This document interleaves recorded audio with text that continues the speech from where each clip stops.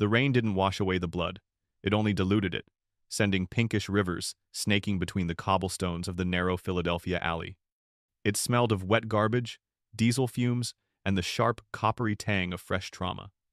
For Ava Torres, at the end of a grueling 12-hour shift, it was just another Tuesday. Or it was, for the first 30 seconds. Her knees were soaked, her gloves slick with the life trying to slip out of the man beneath her. He was maybe 45, with the soft, pale hands of a desk worker and the terrified eyes of a cornered animal. A single, deep puncture wound to the abdomen. Tachycardic, hypotensive, skin clammy, and gray. Shock. Her mind, a well-oiled machine of protocols and checklists, was already running through the variables. Pressure, pack the wound, get a line in, get him to the trauma bay at Hahnemann 10 minutes ago. Stay with me, she commanded, her voice the calm, authoritative tone she reserved for the dying. Ambulance is 2 minutes out. What's your name? The man, Julian Croft, though she didn't know it yet, just gasped, his fingers clutching a worn leather briefcase to his chest like a holy relic. He has to have it. We'll get the briefcase, she lied, the same way she lied about pain and chances of survival. Comfort was a medicine too. That's when the alley, already a narrow throat of brick and shadow, seemed to constrict. A figure detached itself from the deeper darkness near a dumpster. He didn't shamble or run. He flowed, a watercolor painting bleeding at the edges, unnaturally silent. He wasn't a junkie looking for a score or a ghoul drawn to the flashing lights that had yet to arrive. His posture was a straight, sharp line of intent. His eyes, cold and dark, weren't on Ava. They were fixed on the man on the ground, on Julian, and in his hand, held low and casually, was a knife. It wasn't a mugger's switchblade. It was long, thin, and wickedly sharp, like a surgeon's scalpel fused with a stiletto. It didn't have a drop of blood on it. A second knife. He was here to finish the job. Ava's blood ran cold. Every instinct, honed by years of walking into the chaotic aftermath of violence, screamed at her. This wasn't random. This was an execution. The man took another silent step forward, raising the knife. His movements were economical, efficient. He wasn't aiming for the existing wound. He was aiming for Julian's throat. There was no time for a plan, no time for thought. There was only the primal, screaming command in her soul. Protect. In a single, fluid motion born of pure instinct, Ava lunged. Not at the man, but over her patient. She twisted her body, using her own back as a shield, and shoving her heavy trauma bag, packed with gauze, saline, and intubation kits, over Julian's head and neck. It was a clumsy, desperate, profoundly stupid thing to do. The impact was a hard, jarring thud. A searing, electric pain shot up her left arm as the tip of the blade ripped through the thick cordura of her bag and sliced a shallow furrow in her forearm. The assassin, his rhythm broken, his clean killing stroke absorbed by $1,000 of medical equipment, grunted in surprise. He hadn't accounted for the paramedic. People were supposed to be sheep to watch, to scream, to run, not to interfere. For a heartbeat, they were frozen.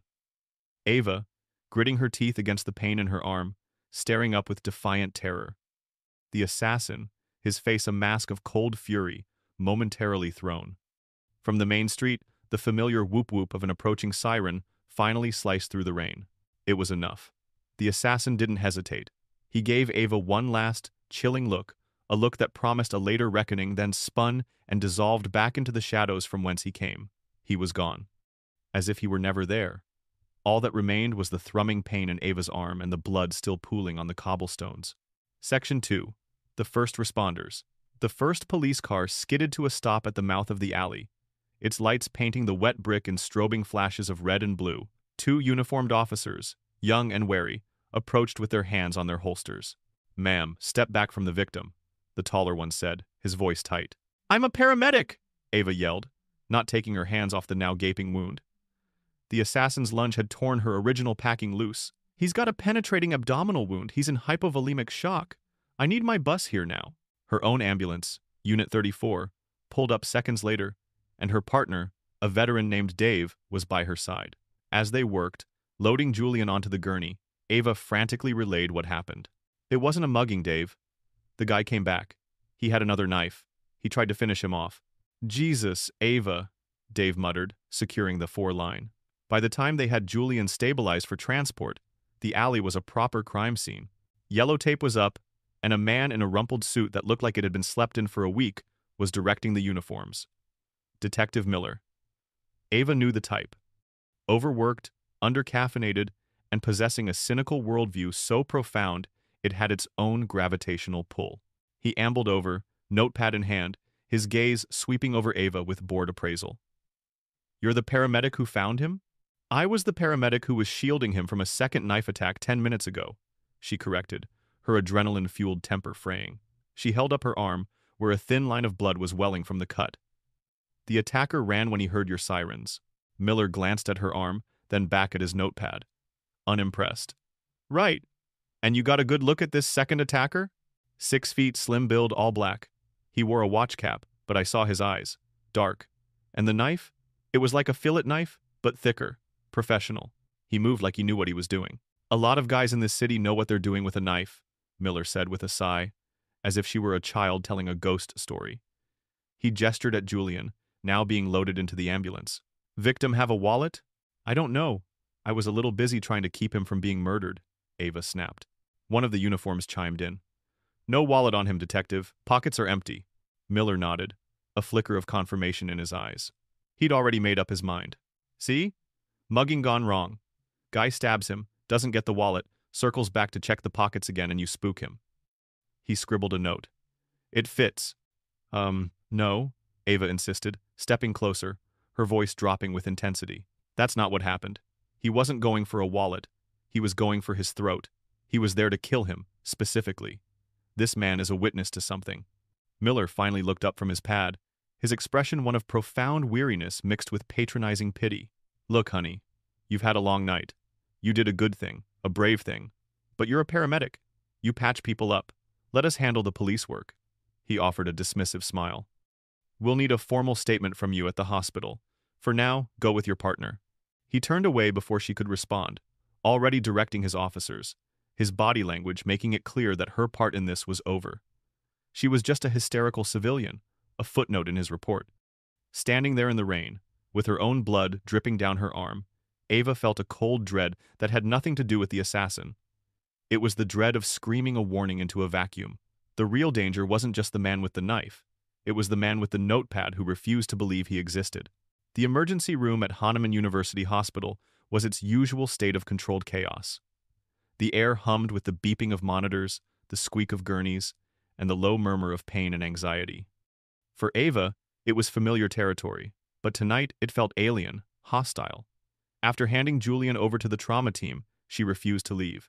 She hovered near the curtained-off bay, her excuse a pending handover report, but the real reason was a knot of fear in her stomach.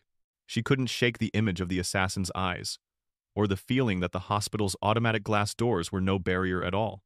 Her vigil lasted less than 10 minutes before she was interrupted by a man whose crisp white coat and expensive shoes screamed "Administrator." He had a tablet in his hand and an expression of supreme annoyance. This was Dr. Hansen.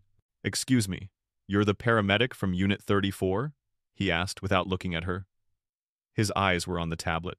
"Ava Torres. Yes, I'm waiting to give my full infield report to the attending physician." "Dr. Chen has the report," Hansen said coolly. "The patient is being stabilized and prepped for surgery. Your duties are concluded." It was a dismissal, clinical, and sharp. "With all due respect, doctor," Ava said, stepping in his path. "That patient was the target of a second assassination attempt less than an hour ago. The man who did this is still out there. Is he in a secure room? Do you have a guard posted?" Hansen finally looked at her, his eyes narrowing. He saw the gash on her arm, the bloodstain on her sleeve, and his face tightened not with concern, but with irritation. It was a complication, a messy variable in his orderly world. "We are a hospital, Miss Torres, not a fortress. The patient is being treated for his injuries. As for the rest, that is a police matter." "The police think it was a mugging. They aren't taking it seriously." Ava's voice was rising, drawing glances from nurses at a nearby station. "I'm telling you, this man's life is in danger. Putting him in a standard room is like leaving a lamb tied to a stake." Dr. Hansen took a step closer, his voice dropping to a low, condescending hiss. "You are overstepping your bounds. Dramatically, you are a paramedic. You transport. We treat. That is the protocol." Any security concerns are to be routed through the proper channels, which means the police department, who, as I understand it, have already taken your statement. Now, if you don't return to your vehicle, I will be forced to file a formal complaint with your supervisor for unprofessional conduct and interfering with hospital operations. Are we clear? The threat hung in the air, thick and suffocating. A complaint from a hospital administrator could mean suspension, a black mark on her record. It was a bureaucratic cudgel, and he wielded it expertly. Defeated, Ava nodded mutely. As she turned to leave, her heart pounding with a furious, helpless rhythm, she scanned the waiting room. It was a sad tableau of worried families and people in the throes of minor misery. But one man stood out. He was sitting alone, dressed in nondescript jeans and a gray jacket, reading a newspaper. But his paper was held just a little too high, and his eyes weren't reading. They were scanning, methodically sweeping the corridor leading back to the trauma bays. He had a small, clear earpiece tucked into his right ear. Ava's breath hitched. It could be nothing. A plainclothes cop, a security guard. But her gut, the same gut that had thrown her over Julian's body, screamed that it was something. She approached the nearest hospital security guard, a heavy-set man who looked monumentally bored. "Excuse me," she said, trying to keep her voice steady. "That man, in the gray jacket, he looks out of place.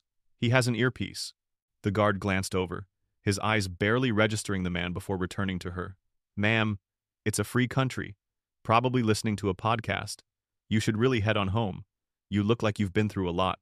He gave her a sympathetic, useless smile. Another wall. Another person telling her to calm down, that she was seeing things. She walked out through the automatic doors, the cool night air feeling like a slap. She felt a profound sense of isolation. She was the only one who had seen the monster in the alley, and now she was seeing his shadow in the hospital, and everyone around her was telling her it was just a trick of the light. Section 4. The official statement. An hour later, her arm bandaged and her shift officially over, Ava found herself sitting in a small, windowless room that smelled of stale coffee and disinfectant. A family counseling room that doubled as a police interview space.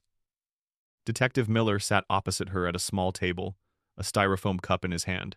The door was closed, and the silence felt accusatory. "Okay, Miss Torres, let's go through this one more time. For the record," he began, his tone suggesting this was a colossal waste of his time. He clicked his pen. "You arrived on scene at approximately 22:40 hours. Ava recounted the events again, this time with more detail, her voice tight with urgency. She described the assassin's clothing, his chilling efficiency, the specific make of the knife, her certainty that his only goal was to kill Julian. Miller listened, or pretended to, his pen scratching lazily across his notepad. "And you're sure he wasn't just a transient, maybe high, trying to get at your medical bag for drugs?" he asked, a hint of accusation in his voice. "My trauma bag has saline and gauze, not fentanyl," Ava shot back, "and transients don't typically carry out professional-grade executions." "You keep using words like assassin and execution," Miller said, leaning back and steepling his fingers. "That's a lot of drama. You watch a lot of movies, Miss Torres?" The condescension was a physical thing, a pressure building in her chest. "I work 60 hours a week, detective. I don't have time for movies. I have time for gunshot wounds, ODs, and blunt force trauma. I know what violence looks like. This was different. This was clean, purposeful." "Right. And the part where you threw yourself on top of the victim? A bit heroic, don't you think?" The way he said heroic made it sound like a mental deficiency. Adrenaline's a funny thing. Can make you see things, embellish a little. That was it. He wasn't just dismissing her, he was actively gaslighting her, painting her as an unreliable narrator, a thrill-seeker high on her own adrenaline. He was constructing a narrative where she was the anomaly, not the would-be murderer. "I am not embellishing," she said, her voice dangerously quiet. "There is a man in your city trying to murder another man who is currently lying in a hospital bed with no protection because you refuse to listen to the only witness." Miller sighed, closing his notebook. The interview was over. "Look, we've got an officer doing a drive-by of the hospital every hour. It's the best we can do for a John Doe mugging victim. We appreciate your statement." He stood up and, in a final act of patronizing dismissal, reached across and patted her on the shoulder. "Go home, Ava. Get some sleep. You did your part. Let the professionals handle it from here." The touch felt like an electric shock of invalidation. She walked out of the hospital and into the night, the detective's words echoing in her ears. He was the professional. Dr. Hansen was the professional. The security guard was the professional. They were all cogs in a great grinding machine. And somewhere inside that machine, Julian Croft was lying helpless, while the machine's operators insisted the wolves outside were just stray dogs. Section 5. The first night. Ava's apartment was a third-floor walk-up in a decent, if noisy, part of the city. It was her sanctuary, a small, neat space filled with second-hand furniture and plants she struggled to keep alive. It was the one place where the chaos of her job couldn't touch her. Tonight, it felt like a cage. Sleep was impossible. Every creak of the old building was the assassin on the stairs. Every passing car was him, watching. She replayed Miller's words, Hansen's threats, the bored look on the security guard's face. They had all treated her like she was the problem, a hysterical woman making things up. Was she crazy? Had the adrenaline scrambled her perception? No. The gash on her arm, stinging beneath the bandage, was real. The cold intent in the killer's eyes was real. She got up and walked to her front door, intending to check the lock for the 10th time. Her hand froze on the knob. The deadbolt, a heavy-duty brass fixture she engaged every single night without fail, a ritual as ingrained as brushing her teeth, was unlocked. Ice flooded her veins. She stood motionless, her heart hammering against her ribs. She listened, straining to hear anything other than the beat of her own blood in her ears. Silence. Slowly, she re-engaged the lock, her hands trembling. She backed away from the door, her eyes scanning the small apartment. Nothing seemed out of place. Her laptop was on the coffee table. The $10 bill she kept in a dish by the door was still there. Nothing was stolen, and that was somehow more terrifying. This wasn't a break-in, it was a message. I can get to you anytime I want. I know where you live. Stay out of it. Panic, cold and sharp, seized her. She fumbled for her phone, her fingers shaking so badly she misdialed twice. She finally found the number for Detective Miller's precinct. City North, Sergeant Riley speaking. A gruff, tired voice answered. I need to speak to Detective Miller, Ava stammered. It's an emergency. My name is Ava Torres. I was the witness in the alley stabbing tonight. The detective's gone for the night, ma'am, the sergeant said, his voice thick with bureaucratic boredom. She could picture him leaning back in a squeaky chair, feet up on a desk. Then you have to listen to me, she pleaded, her voice cracking. The man who attacked the victim. I think he's been in my apartment. My deadbolt was unlocked. He's sending me a message. You have to send a car. You have to put a guard on Julian Croft's room at the hospital. There was a long, weary sigh on the other end of the line. Ma'am, did you see anyone? Is anything missing? No, but that's the point. It was a threat. Right. Look, ma'am, if you still feel unsafe in the morning, you can come down to the precinct and file a report. We'll look into it. In the morning? She whispered, incredulous. He could be dead by morning. We're doing our jobs, ma'am, the sergeant said, his tone now bordering on hostile. Have a good night. The line went dead. Ava stood in the middle of her living room, the phone clutched in her hand. The silence that followed was absolute. It was the silence of a system that had hung up on her. She was utterly, terrifyingly alone. And in that silence, a cold, hard certainty began to form. If she wanted Julian Croft to see the sunrise, the professionals weren't going to be the ones to make it happen. She was. For another hour, Ava paced the small confines of her living room, a prisoner of her own terror and rage. Every option she considered led to a dead end, a bureaucratic brick wall. Call the hospital again? Dr. Hansen would have her arrested for harassment. Call the police again? Sergeant Riley would probably flag her number as a crank. The system wasn't just failing, it was actively rejecting her. She felt like a foreign antibody being ruthlessly attacked by the very organism she was trying to save. She sank onto her sofa, the unlocked deadbolt a looming monster in her mind. They hadn't hurt her. They had just shown her they could. It was a warning shot. The next shot would be aimed at Julian, and that's when the rage finally burned through the fear. It was a clean, white-hot fury. Fury at Miller's condescension, at Hansen's arrogance, at a system so bloated with procedure and self-preservation that it could no longer perform its most basic function, to protect the innocent. The system wasn't broken, it was working as intended, and she was grit in its gears. Fine. If they wouldn't help, she would act. If they wouldn't listen, she would stop talking. The thought that bloomed in her mind was insane. It was illegal. It was career suicide. It was also the only thing left to do. She was going to get Julian out of that hospital. The decision, once made, settled over her with a strange calm. The panic receded, replaced by the focused, methodical mindset she used on the job. This was just another emergency, another patient to be stabilized and transported. The only difference was that the danger wasn't a ruptured artery, it was the entire city's infrastructure. She changed out of her civilian clothes and back into a clean paramedic uniform. It was her armor, her key. In a hospital, a uniform was invisibility. It broadcasted authority and belonging. She grabbed a spare key to the ambulance, a fresh trauma bag she kept in her car for emergencies, and walked out of her apartment, locking the deadbolt behind her with a defiant click. She didn't look back. The drive to the hospital was surreal. The city was sleeping, oblivious to the war she had just declared. At 3 a.m., the hospital's ER entrance was quieter. She walked in with a confident stride, nodding at the security guard who had brushed her off hours earlier. He barely glanced at her. Just another exhausted first responder. Her plan was simple, reckless, and relied entirely on her intimate knowledge of hospital operations. Julian would be on a post-op surgical floor by now. She found his name on a patient board, listed simply as John Doe Croft, room 512. She took a deep breath and headed for the 5th floor, but she didn't go to his room. Not yet. She went to the opposite end of the long corridor, to an empty room, 548. Slipping inside, she went to the wall-mounted medical panel above the bed. She took a deep, steadying breath and pressed the code blue button. Immediately, the hospital's alert system roared to life.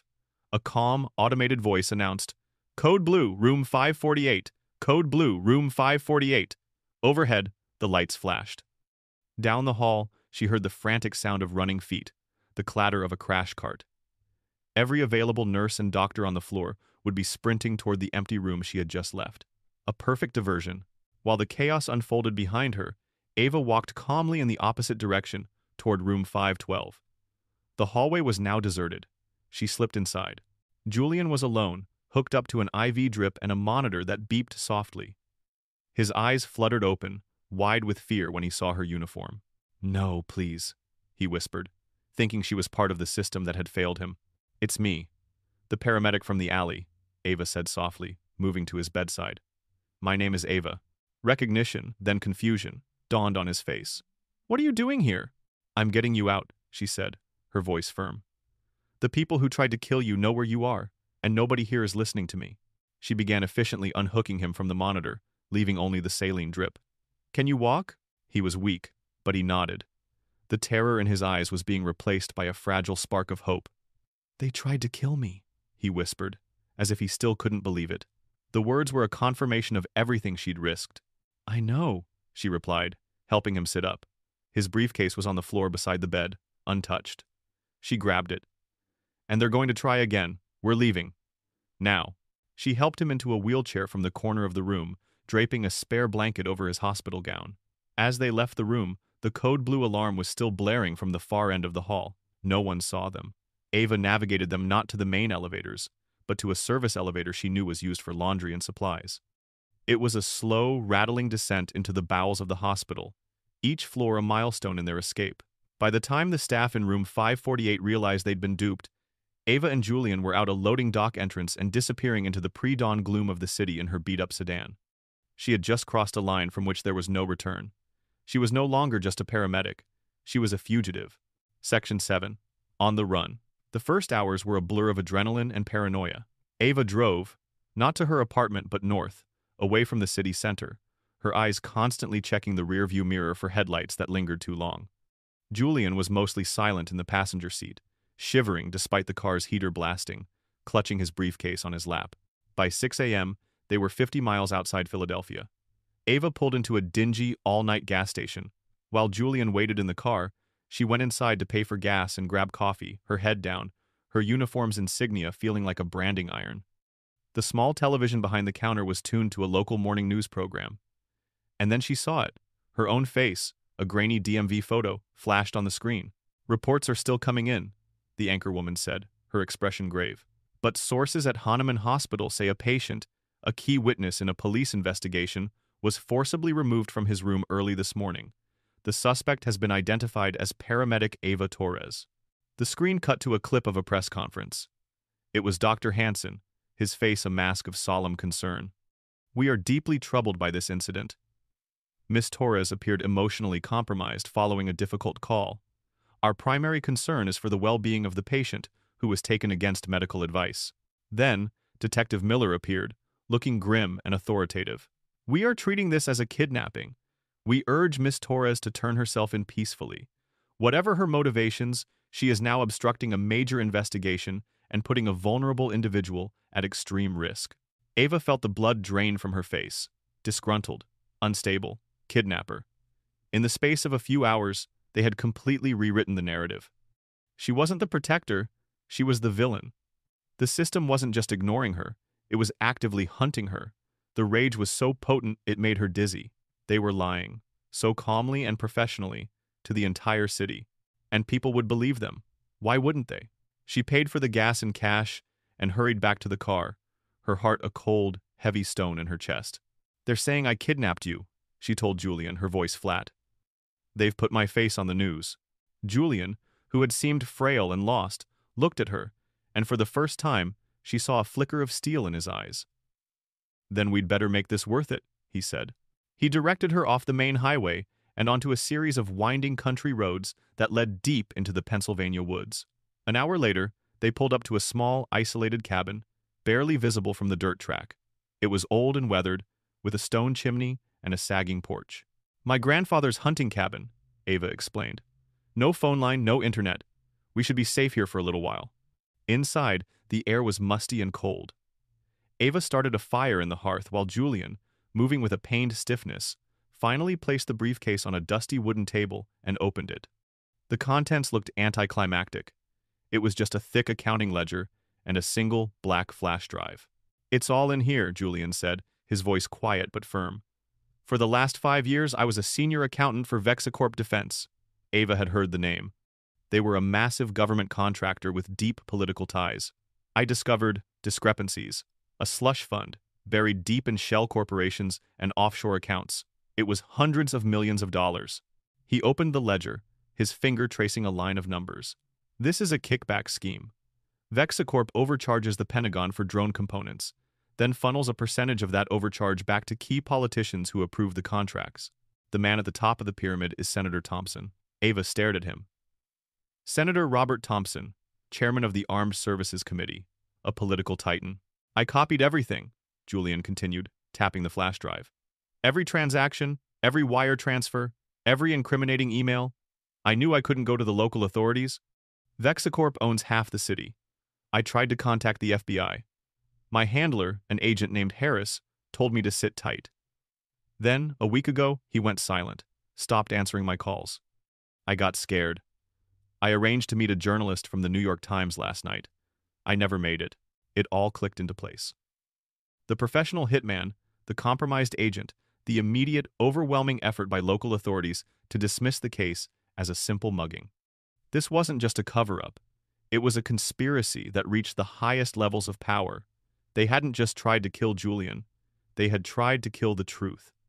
And she had just kidnapped it and driven it to a cabin in the middle of nowhere. The scale of what she was involved in was staggering. This was so much bigger than one man's life. Section 8. The net closes. For the rest of the day, they were ghosts. The cabin became their fortress and their prison. The fire crackled, a lonely sound in the vast, silent woods. Ava tended to Julian's wound, cleaning it with antiseptic from her trauma bag and applying a fresh dressing. The color was returning to his face, the terror in his eyes replaced by a grim resolve. They were a strange pair, a bookkeeper who knew too much and a paramedic who cared too much, fugitives from a world that had branded them both as threats.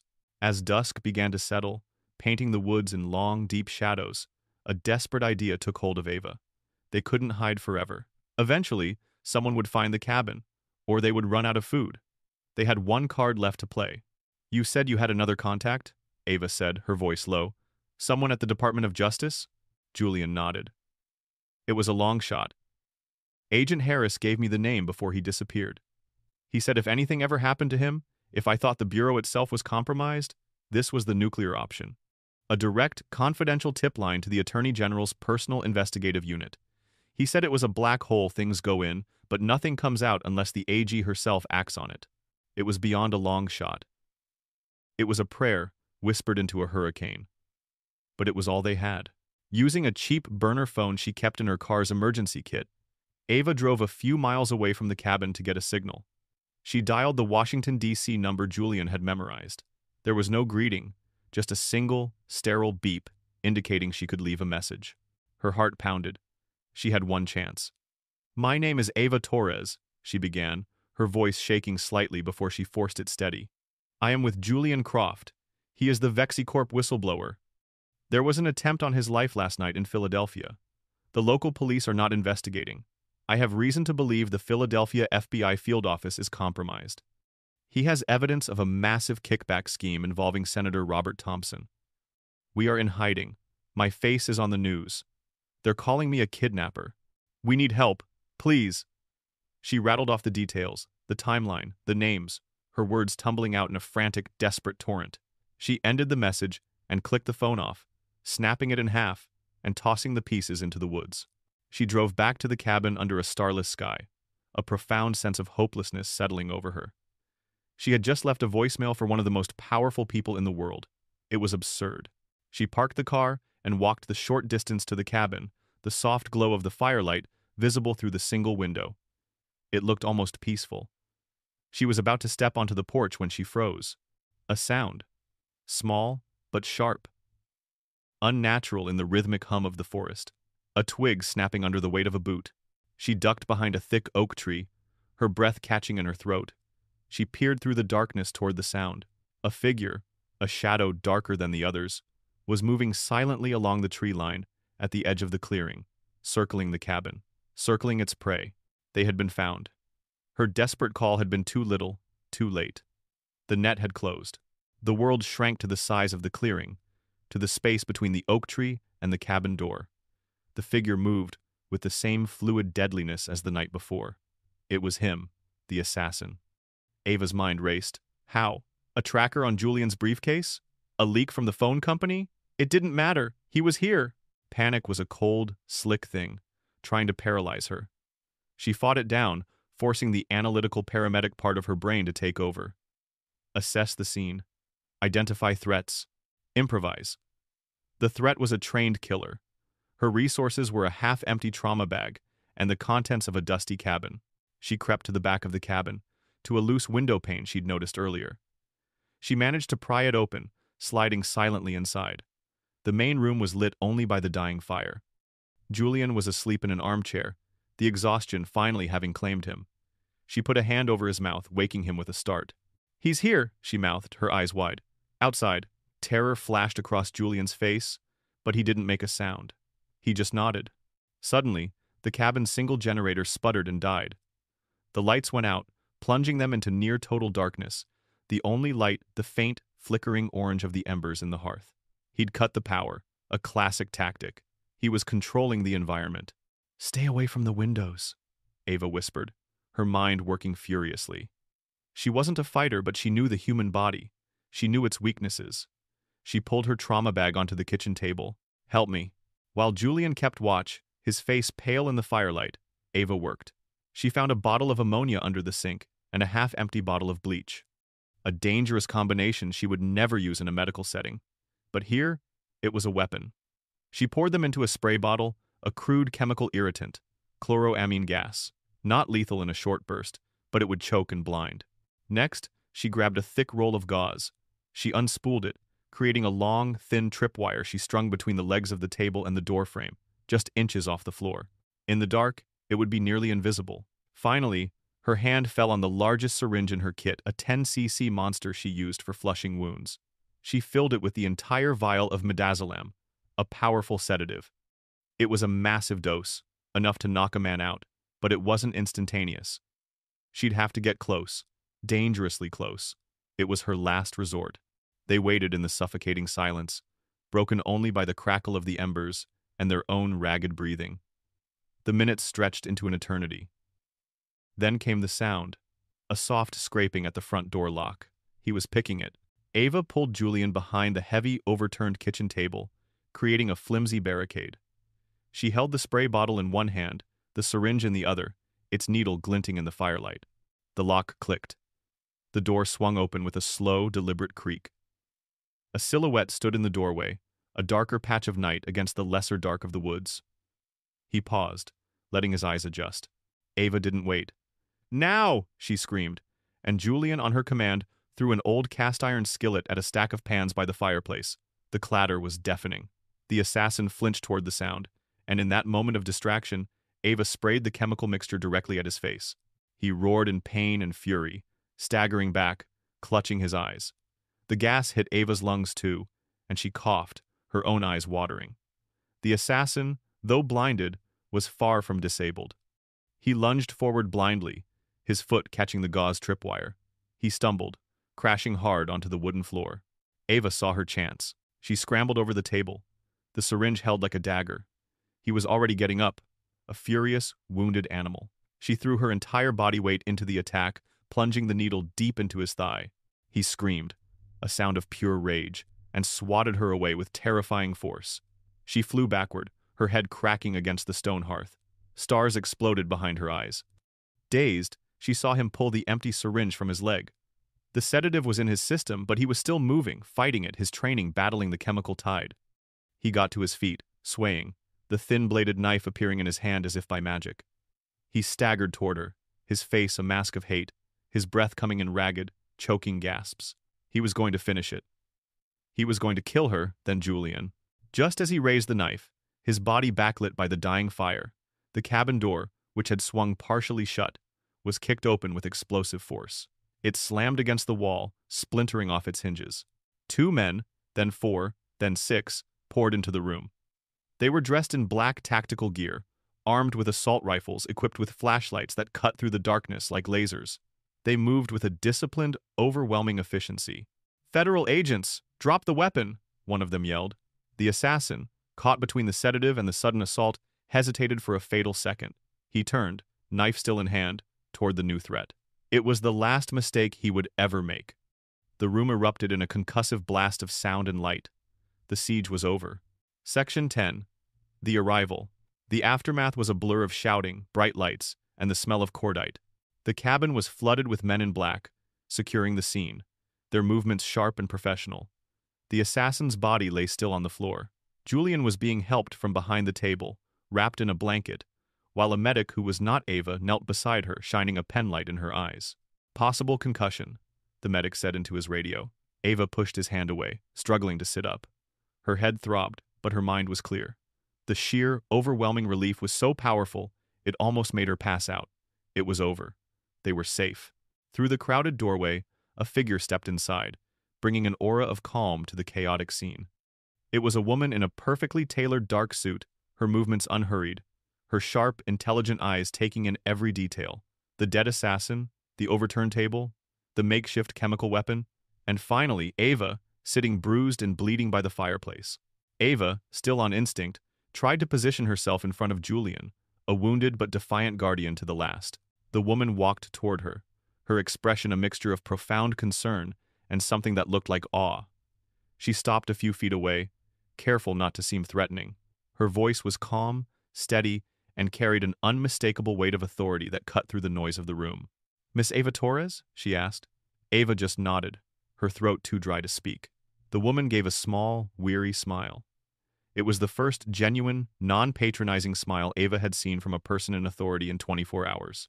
"My name is Isabel Chen," the woman said, extending a hand not for a handshake, but as a gesture of peace. "I'm the Attorney General of the United States. We got your message." The words landed, and the last of the fight went out of Ava. The cavalry hadn't just arrived. It was here. 24 hours after she had knelt in a rain-soaked alley, shielding a stranger with her body, Ava sat on her own worn-out sofa. Her apartment, her small sanctuary that had been violated the night before, was now a temporary federal command post. Stern-faced agents spoke in low tones on encrypted radios, and the coffee table where she usually put her feet up was covered with laptops and files. And in the armchair opposite her, holding a cup of tea in a ceramic mug that said, "World's okayest paramedic," sat Attorney General Isabel Chen. The contrast was staggering. One of the most powerful people on the planet, sitting in a third-floor walk-up, looking as if she belonged there. "The assassin's name was Elias Vane," Chen said, her voice calm and even. "A freelancer, but one frequently used by certain intelligence, adjacent contractors, like Vexicorp." Julian Croft is safe now, in protective custody. He's already giving his full testimony. The FBI agent, Ava began, her voice hoarse. Harris. Agent Harris was a patriot, Chen said, her eyes hardening slightly. He was killed 2 days before the attempt on Mr. Croft's life. His disappearance was covered up by his supervisor in the Philadelphia field office, who was on Vexacorp's payroll. Your call bypassed the entire compromised chain of command. It came directly to a trusted team within my office. It saved Julian Croft's life. Vindication. It was a warm, spreading sensation, chasing away the last of the cold fear. And Detective Miller? Dr. Hansen? Ava asked, needing to know. When a federal investigation of this magnitude is opened, we tend to look at all the pieces on the board, the Attorney General said carefully. The initial incident reports from last night are illuminating. Their handling of the situation showed a level of negligence that, under the circumstances, is being investigated for criminal obstruction. They chose procedure over a person's life. You didn't. Chen leaned forward, placing her mug on the coffee table. She looked directly at Ava, her gaze unflinching and filled with a deep, profound respect. What you did was illegal, reckless, and flew in the face of every conceivable protocol, she stated, matter-of-factly. Then she smiled. It was also one of the bravest things I have ever seen. The kidnapping charge, along with any other complaints filed against you, has been expunged. The president has been briefed, and he concurs. We'll be awarding you the Public Safety Officer Medal of Valor. Ava just stared, speechless. It was too much to take in. All she had done was refuse to let an innocent man die. All she had done was her job, when no one else would. The system is made of people, Miss Torres, the Attorney General said softly, as if reading her mind. It's fallible, prone to corruption and indifference. Sometimes it takes one good person, one person who refuses to back down, to save it from itself. Isabel Chen stood to leave, her team snapping to attention. At the door, she turned back one last time. Get some rest, Ava, she said. You've earned it. When they were gone, silence finally returned to the apartment. It wasn't the menacing, isolating silence of the night before. It was a quiet peace. Ava looked at the gash on her arm, at the bruise on her head. She was exhausted, battered, and had probably lost her job. But as she sat there in her living room, she felt a sense of purpose she hadn't felt in years. She had held the line, and for the first time in a very long time, she felt truly, completely okay.